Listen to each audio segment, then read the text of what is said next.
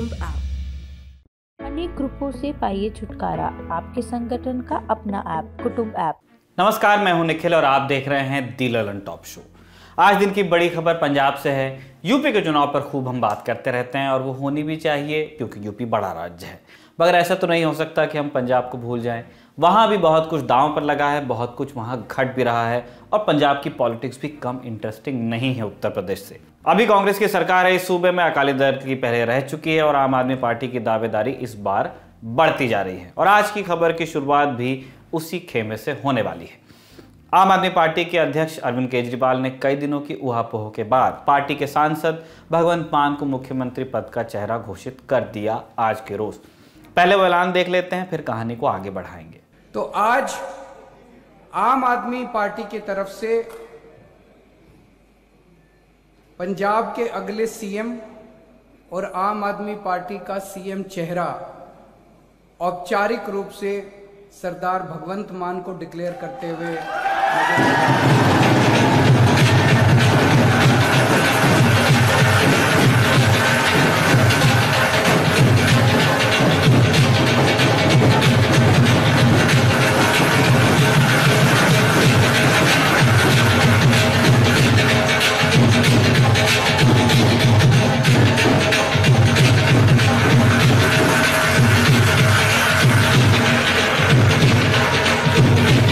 ऐलान के साथ ही ढोल नगाड़े की धुन पर कार्यकर्ताओं ने पार्टी अध्यक्ष के फैसले का स्वागत किया।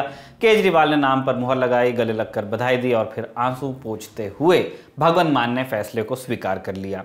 अब रोना धोना हुआ तो मामला थोड़ा इमोशनल भी हुआ। अब दूसरी तरफ नजर डालते हैं तो कांग्रेस ने कैप्टन अमरिंदर सिंह को हटाकर चरणजीत सिंह चन्नी को मुख्यमंत्री बनाया। शुरू में चरणजीत सिंह चन्नी को पहले नाइट वॉचमैन के तौर पर देखा गया। नवजोत सिंह सिद्धू प्रदेश कांग्रेस के अध्यक्ष बन गए तो माना यही जा रहा था कि सिद्धू चुनाव को लीड करेंगे, चन्नी सिर्फ प्रशासनिक चेहरा रहेंगे थोड़े वक्त के लिए। और पहले दिन ही सीएम चन्नी के कंधे पर हाथ रखकर सिद्धू ने संदेश भी यही देने की कोशिश की थी, लेकिन चन्नी ने कंधे से हाथ झटकने में ज्यादा वक्त नहीं लगाया और चंद दिनों के भीतर ही वो खुद सीएम के तौर पर स्थापित होते चले गए। प्रशासनिक तौर पर एक के बाद एक कई बड़े फैसले लिए उन्होंने और लोगों से कनेक्ट करने के लिए कभी सीधे उनके बीच जाने लगे तो कभी भांगड़ा पाकर पंजाबी दिलों को टटोलने में जुट गए। इस बीच सिद्धू से उनका मनमुटाव भी साफ होता गया सब देखने वालों के लिए। 28 सितंबर को सिद्धू अध्यक्ष पद से इस्तीफा देकर अलग हो जाते हैं एक तरह के लिए, लेकिन दिल्ली के दखल के बाद वो इस्तीफा वापस लेते हैं। मगर दोनों नेताओं के बीच एक दरार साफ समझ आने लगी। अब स्थिति यह है कि सिद्धू के पोस्टरों में चन्नी नजर नहीं आते और चन्नी के पोस्टर्स में सिद्धू गायब हैं। चुनाव के वक्त जब एकजुट होकर लड़ना होता है तो वो एकजुटता यहां कांग्रेस के खेमे में हमें दिखी नहीं। चन्नी अब सिद्धू पर भारी पड़ने लगे हैं, जानकार ऐसा कह रहे हैं। ये जो परसेप्शन थी पहले कि वो एक डमी कैंडिडेट होगा और नाइट वॉचमैन की भी उनको लोग उदाहरण दे रहे थे उनके बारे में, लेकिन अब सबसे बड़ा एंगल तो मुझे लगता है, बाकी तो चलिए आप छोड़ भी दीजिए, ये सब तो कहने की बात होती है कि उन्होंने बहुत अच्छा काम कर दिया या उन्होंने बहुत चौके चक्के लगा दिए या उन्होंने जो है वो नायक फिल्म की तरह उभर गए वो, या दलितों से या सड़क पे रुकने लगे या भंगड़ा करने लगे या जो कुछ भी, वो तो थोड़े दिनों की बातें होती, लोग भूल जाते। लेकिन जो दलित वाला एंगल है कि अब अगर उनको हटाकर सिद्धू साहब को पार्टी डिक्लेयर करेगी तो वो बहुत मुश्किल वाला मामला है। यानी साफ है कि चन्नी रेस में सिद्धू से आगे निकल गए हैं, मगर ये कौन नहीं जानता कि सिद्धू खुद सीएम बनने की तमन्ना तहे दिल से रखते हैं।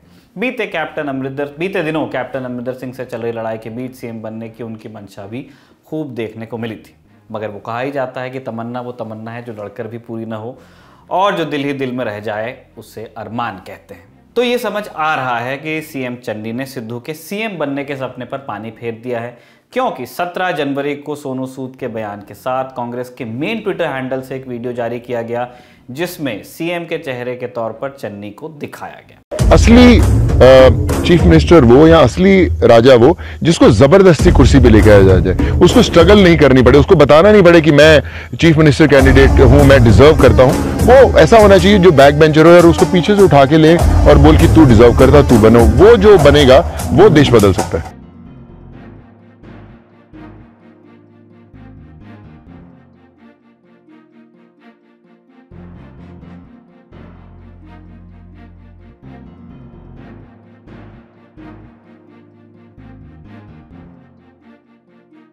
38 सेकंड की वीडियो में कांग्रेस के सीएम चेहरे के लिए सारे डाउट क्लियर हो जाते हैं, क्योंकि एक भी फ्रेम में सिद्धू या कोई और नजर नहीं आता सिवाय चरणजीत सिंह चन्नी के।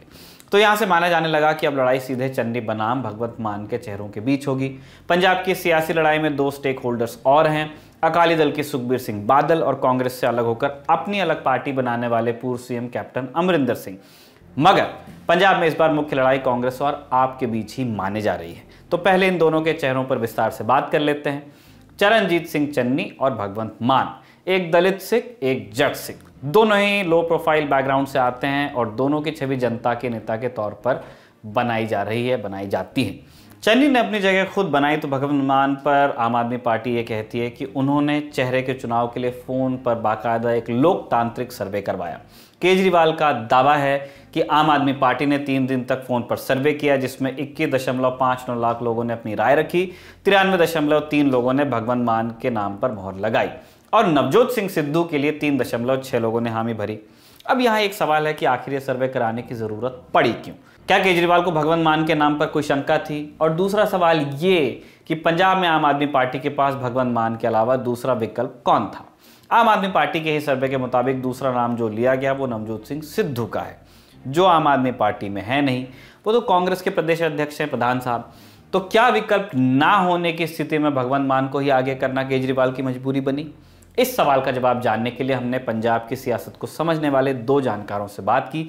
एक है पंजाब यूनिवर्सिटी के प्रोफेसर गुरमीत सिंह और दूसरे इंडियन एक्सप्रेस अखबार के पूर्व पत्रकार रहे विपिन पब्बी। जो आम आदमी पार्टी ने काफी देर लगाई और शायद एक दरवाजा, एक खिड़की खोली रखी कि अगर कोई और अप्रोप्रिएट कैंडिडेट मिलता है, और उसका मेरा मतलब है कि कोई और पार्टी से हो सकता है कि बहुत सीनियर कोई ऐसा इनको मिल जाए, जैसे राजेवाल, उनका नाम काफी ज्यादा चल रहा था कि शायद उनके लिए इन्होंने दरवाजा एक रखा हुआ था खोल के कि शायद अगर वो आना चाहें तो उनको डिक्लेयर कर सकते हैं। लेकिन काफी देर से ही, क्योंकि भगवंत मान जो हैं 2 बार एमपी बन चुके हैं और अब वो लीड हेड भी कर रहे थे इनकी आम आदमी पार्टी को पंजाब में, तो उनका लग रहा था कि मोस्ट लाइकली वही होंगे। अब भगवंत नाम का जो नाम उन्होंने फाइनल किया वो भी बड़े ड्रामेटिक वे से, क्योंकि आम आदमी पार्टी का कि ये ऑप्टिक्स बहुत होते हैं कि वो दिखावा करते हैं और मतलब कोई ना कोई ड्रामे के साथ उस चीज को पेश करना चाहते हैं, तो उन्होंने इसके बारे में एक पोल किया। देखिए, बहुत सीधी सी बात है कि ये केवल और केवल स्टंट था। ये मानना कि कोई सर्वे के आधार पर फैसला होना था। वैसे भी केजरीवाल जी ने पिछली, अगर आपको याद होगा, तो उन्होंने कह दिया था कि हम लोग बंद कमरे में बात कर रहे थे, तो मैंने उन्हें कहा कि भाई आप कोई बनाना है, तो उन्होंने कहा कि जनता से करवाइए। मुझे लगता है कि देखिए, केजरीवाल जी बहुत श्रूड पॉलिटिशियन है, उन्होंने एक इवेंट जैसा रूप देना था उसको। अब वहां ढोल बज रहा है, भंगड़े हो रहे हैं ना, भगवंत मान जी भावुक हो रहे हैं। अच्छा, उसमें उन्होंने एक और शरारत करी है, क्योंकि देखिए ये जो SMS ये सारे होते हैं, ये कितने प्रमाणिक होते हैं मुझे नहीं पता, लेकिन आज उन्होंने ये कहा कि जी इनवैलिड वोट हैं जो मुझे पड़े हैं, और जो रेस्ट हैं उसमें भी नंबर नहीं बताया। रेस्ट में उन्होंने कहा कि इनको पड़े 93 और बाकी 3% सिद्धू के बता दिए। अब अगर उन्होंने अपने इनवैलिड कर दिए तो फिर सिद्धू के भी इनवैलिड करने चाहिए थे, वो तो कांग्रेस में। तो मुझे लगता है कि वो भी एक शरारत थी। इनके पास भगवंत मान के अलावा बहुत ज्यादा विकल्प थे नहीं। यानी दोनों ही जानकारों की बातों से एक बात क्लियर होती है, और वो ये कि केजरीवाल के पास भगवंत मान के अलावा कोई दूसरा चेहरा नहीं था। दूसरी पार्टी से बड़े नेताओं को लाने की कोशिश नाकामयाब हुई तो भगवंत मान के नाम पर ही मोहर लगानी पड़ी। तो अब दोनों चेहरों को सामने रखकर बात की जाए। चरणजीत सिंह चन्नी रूपनगर जिले की चमकौर साहिब सीट से 3 बार के विधायक हैं, तो भगवंत मान संगरूर सीट से लगातार 2 बार के सांसद। चरणजीत सिंह चन्नी की पहचान खालिस नेता की रही, जबकि भगवंत मान ने अपना करियर जो पहले बनाया वो कॉमेडियन के तौर पर था। चरणजीत सिंह चन्नी दलित समुदाय से आते हैं, तो भगवंत मान पंजाब में राजनीतिक और आर्थिक रूप से प्रभावशाली जट सिख समुदाय से आते हैं। लड़ाई इन्हीं दोनों वोट्स को अपनी तरफ खींच लेने की भी है पंजाब में। दलित चेहरे के दम पर कांग्रेस और ज्यादा दलित वोटर्स को अपनी तरफ खींचने में लगी हुई है, तो आम आदमी पार्टी ने पारंपरिक तौर पर जट सिख को मैदान में उतारा है। अब जरा राजनीतिक वोट बैंक को भी समझ लिया जाए। पंजाब में 32% दलित वोटर्स हैं, देश में सबसे ज्यादा बाय परसेंटेज। अब ये दलित 2 तरह के हुए पंजाब में, एक हिंदू दलित और दूसरे सिख दलित, जबकि जट सिख वोटरों की तादाद 25% है पंजाब की आबादी के अनुपात में। CSDS के आंकड़े कहते हैं कि 2017 के चुनाव में कांग्रेस को 28% जट सिखों के वोट मिले, जबकि अकाली भाजपा गठबंधन को 37% और आम आदमी पार्टी को 30%।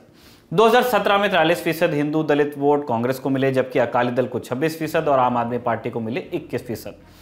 वहीं सिख दलितों की बात करें तो 41% वोट कांग्रेस को मिले, 34% अकाली गठबंधन के खाते में गए। आम आदमी पार्टी को सिर्फ 19% सिख दलितों के वोट मिले। आंकड़े इसीलिए इस तरफ इशारा कर रहे हैं कि दलित वोटर्स का रुझान ज्यादातर कांग्रेस की तरफ रहा है इतिहास में, जबकि जट सिख वोट अकाली गठबंधन को मिलता रहा है। दलितों की आबादी ज्यादा होने के बावजूद अब तक कोई दलित सीएम नहीं बन पाया था पंजाब में, क्योंकि दलित गोलबंदी पंजाब में वैसी नहीं है जैसी उत्तर प्रदेश में हुई। जानकार कहते हैं कि इसीलिए अब तक प्रभाव इनका कम रहा। लेकिन पंजाब में अगर हम पहले की बात भी करेंगे तो पोलराइजेशन उस तरह से हुई नहीं है। इस बार हो पाएगी या नहीं, इस पे लोगों की नजर होगी। पंजाब में चाहे जट सिख हो या दलित हो, वो इस तरह से पोलराइजेशन, मतलब सीटें जो है वो बढ़ती ही रही हैं।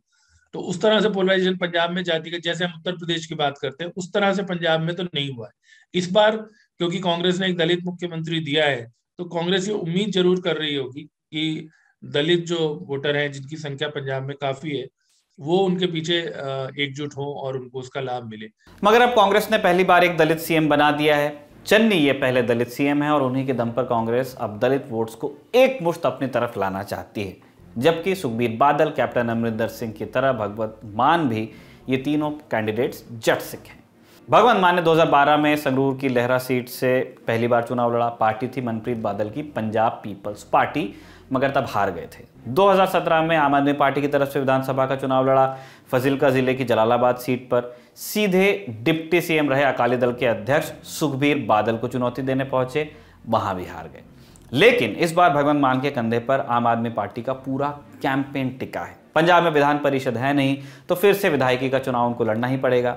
तो अब सवाल यह है कि सरकार बनाने का दावा कर रही आम आदमी पार्टी कितनी मजबूत है। तो इसके लिए सबसे पहले हमें 2017 के विधानसभा चुनाव के नतीजों को एक बार देखना पड़ेगा। 2017 में पंजाब के नतीजे क्या रहे? कांग्रेस 77 सीटें जीती 38.64% वोट्स के साथ। आम आदमी पार्टी 20 सीटें जीती 23.80 वोट्स के साथ। अकाली भाजपा के गठबंधन को 18 सीटें मिली 30.74% वोट के साथ। यानी अकाली गठबंधन से कम वोट पाकर भी केजरीवाल की पार्टी ने ज्यादा सीटें हासिल की।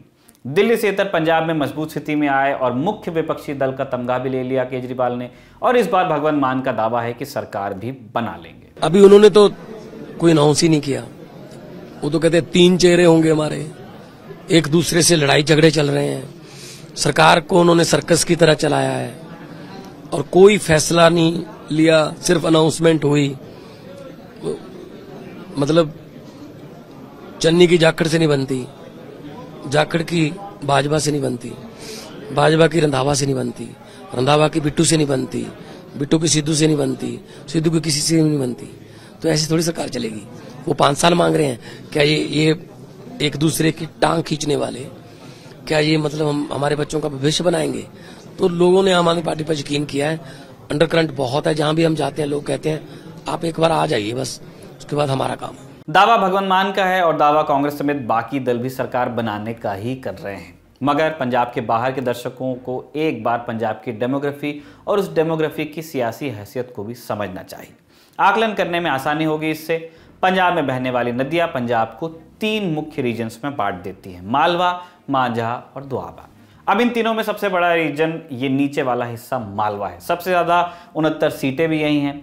मालवा में कुल 15 जिले पड़ते हैं। लुधियाना, पटियाला, फिरोजपुर, फजीलका, फरीदकोट, फतेहगढ़ साहिब, मुक्तसर, संगरूर, भटिंडा, मासा, मोगा, SAS नगर, बरनाला, रूपनगर और मलेर कोटला।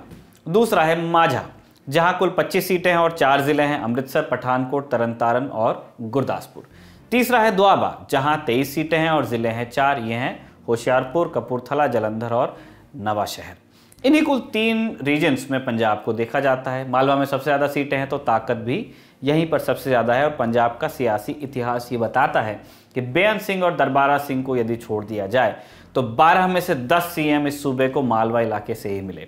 इस बार वही होने जा रहा है, क्योंकि सीएम चन्नी मालवा इलाके के ही रूपनगर जिले से आते हैं।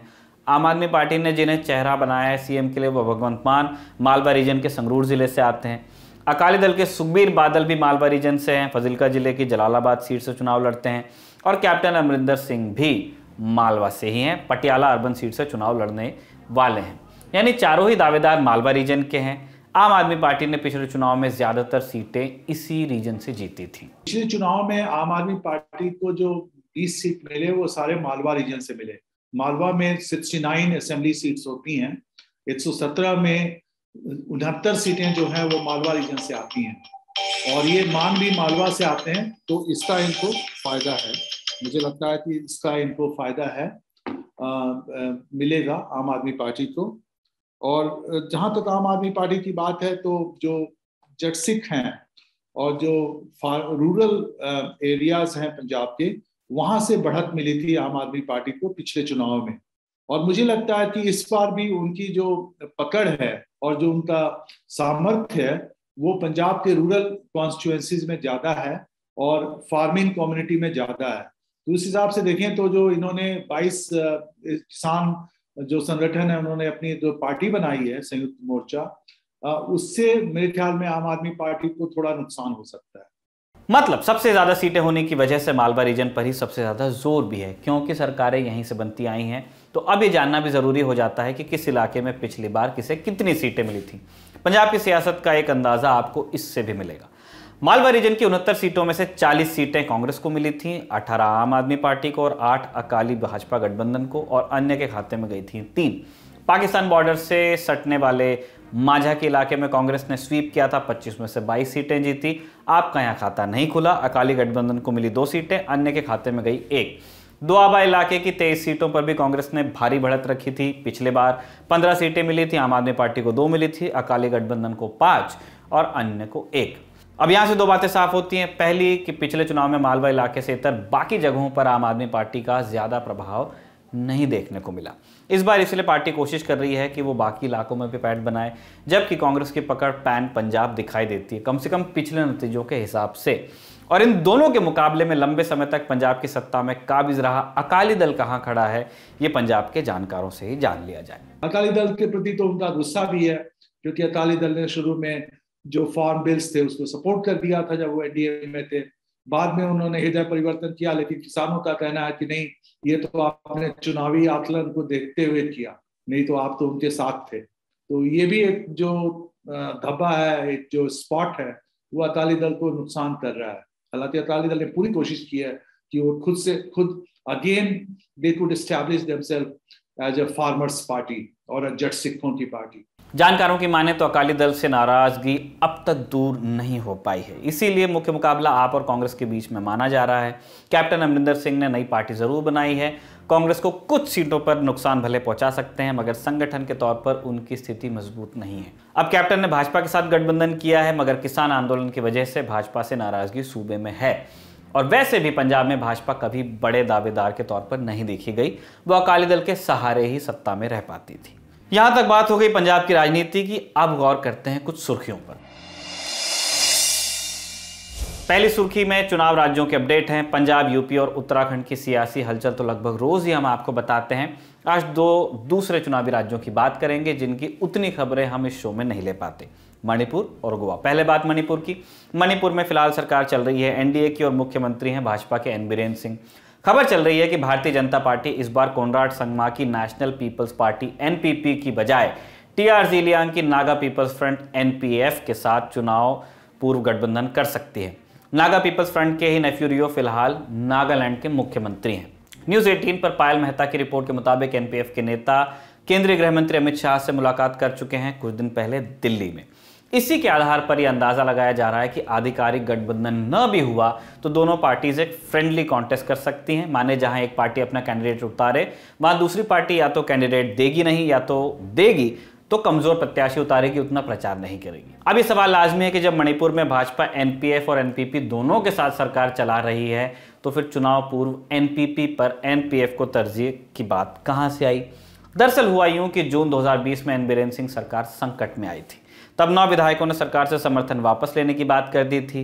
तब समर्थन वापस लेने वालों में एनपीपी के विधायक भी थे, जो कि कोनराड संगमा और भाजपा के केंद्रीय नेतृत्व के दखल के बाद वापस लौटे थे। भाजपा ऐसी किसी भी असहजता के दोहराव से बचना चाहती है। मणिपुर के बाद अब जरा वक्त गोवा को भी दे दिया जाए। यहां भाजपा के लिए एक असहज करने वाली स्थिति बन सकती है। दर्शक ये जानते हैं कि जिस सीमेंट ने गोवा में एनडीए गठबंधन को सत्ता में बनाए रखा वो थे मनोहर पर्रिकर।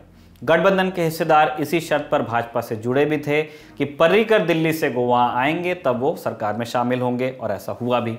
अब पर्रिकर इस दुनिया में नहीं है और पर्रिकर के बाद ये पहला चुनाव है जो भाजपा लड़ने जा रही है। और चर्चा है कि भाजपा उनके बेटे उत्पल पर्रिकर को पणजी से टिकट नहीं देने वाली।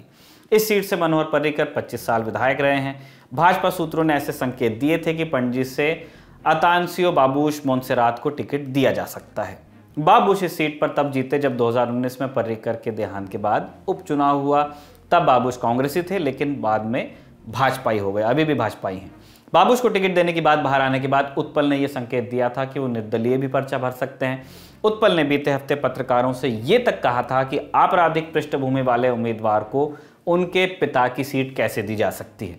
दरअसल इससे पहले भाजपा नेता देवेंद्र फडणवीस ने यह कह दिया था कि मनोहर पर्रिकर ने गोवा के लिए बहुत काम किया था, लेकिन भाजपा में टिकट आपको सिर्फ इसलिए नहीं दिया जा सकता कि आप मनोहर पर्रिकर के बेटे होते हैं। इस बीच शिवसेना के राज्यसभा सांसद संजय राउत ने गोवा में तमाम विपक्षी दलों यानी कि आम आदमी पार्टी, कांग्रेस, तृणमूल कांग्रेस और गोवा फॉरवर्ड पार्टी से अपील कर दी है कि यदि उत्पल निर्दलीय उम्मीदवार के तौर पर पर्चा भरते हैं तो उनके खिलाफ प्रत्याशी न उतारे जाएं और सभी दल उनका समर्थन कर दें। भाजपा गोवा में मजबूत स्थिति में दिखती है, ऐसा दावा भी कर रही है पार्टी, लेकिन वो नहीं चाहेगी कि उत्पल उनके खिलाफ पर्चा भरकर चुनाव लड़ लें और बाकी पार्टियां उनका समर्थन कर दें। देखना होगा कि भाजपा इस समस्या का क्या हल निकाल पाती है। आज गोवा में कांग्रेस ने प्रत्याशियों की तीसरी सूची का भी ऐलान कर दिया। इसमें भाजपा सरकार में मंत्री रहे माइकल लोबो को टिकट दिया गया है। लोबो ने हाल ही में भाजपा छोड़ी है। एक ऐलान आम आदमी पार्टी ने भी किया, वो ये कि अरविंद केजरीवाल 19 जनवरी को पणजी में एक प्रेस कॉन्फ्रेंस करेंगे जिसमें आम आदमी पार्टी गोवा के लिए अपना सीएम कैंडिडेट बता देगी। दूसरी सुर्खी में कोरोना से जुड़े अपडेट्स हैं। पिछले 24 घंटों में देश में कोरोना के नए मरीजों में थोड़ी गिरावट आई है। स्वास्थ्य मंत्रालय ने आज सुबह जो डेटा जारी किया उसके मुताबिक 24 घंटे में 2,38,000 नए मामले आए हैं। यह आंकड़ा सोमवार सुबह 9 बजे से लेकर मंगलवार यानी कि आज सुबह 9 बजे के बीच का है। सोमवार सुबह जो आंकड़ा आया था वो आज के डेटा से करीब 20,000 ज्यादा था, इसलिए हमने कहा कि नए मामलों में थोड़ी गिरावट हुई है। अब देश में कुल एक्टिव मामले हो गए हैं 17,36,000। जहां तक ओमिक्रॉन वेरिएंट की बात है तो अब तक देश में 8,891 नए केसेस की पहचान हुई है। मामले ज्यादा भी हो चुके हैं लेकिन इतने मामलों में ही पुष्टि हुई है कि वेरिएंट ओमिक्रॉन ही था। अब एक बार फिर रोजाना वाले मामलों पर लौटते हैं। कल के मुकाबले आज नए केस कम आए हैं, तो क्या ये मान सकते हैं कि अब संक्रमण की रफ्तार कम हुई है?